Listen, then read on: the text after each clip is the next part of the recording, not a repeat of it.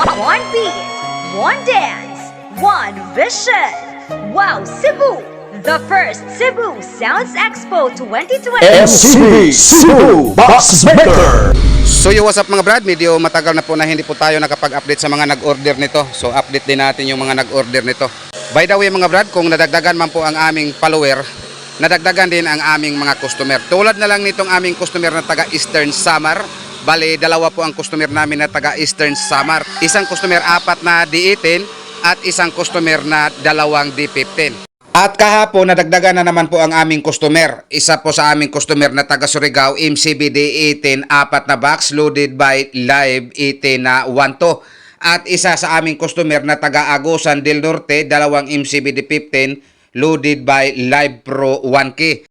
At ito pa, MCB D12, 2 box, taga Tanhay, Mr. Domiciano Katubig Jr. ng Tanhay City, Negros. Yan po ang sinasabi ko na nadagdagan man po ang aming follower, nadagdagan din ang aming customer. Kaya nagdagdag din kami ng mga tauhan. MCB Cebu Box Maker.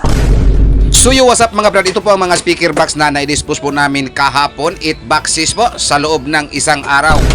Una kong inihatid itong para kay Mr. Humphrey Ruiz ng Palumpon, Leyte.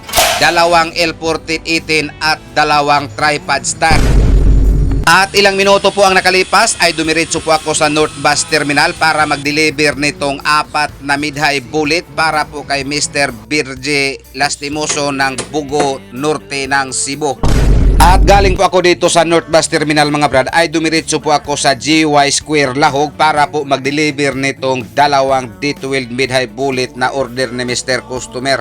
So what's up mga brad, kung kahapon ay nakadispose po kami ng 8 box sa isang araw. So ngayong araw na to ay nakadispose na naman po kami ng 10 box. Una pong nag-pick up dito kanina mga brad, Mr. Rodel Bihaga ng Dalagit South ng Cebu, MCBD 18, 2 box. At ito namang pangalawang nag-pick up dito sa amin mga brad, Mr. Jasper Lucero ng Katmon Norte ng Cebu, 4 na halimaw 18. At ito namang pangatlo naming customer kanina mga brad, Mr. Domiciano Katubig Jr. ng Tanhay Negros, MCBD 12, 2 box. At ito namang pang-apat kong customer mga brad, Mr. Ivanho Britania ng Agusan del Sur, MCBD 15, 2 box, loaded by Live Pro 15, 1000 watts. So big shout out po sa inyong 4, Mr. Rodel Bihaga ng Dalagit South ng Cebu, Mr. Jasper Lucero ng Katmon Norte ng Cebu, Mr. Domiciano Katubig Jr. ng Tanhay Negros Oriental, Mr. Ivanho Britania ng Agusan del Sur.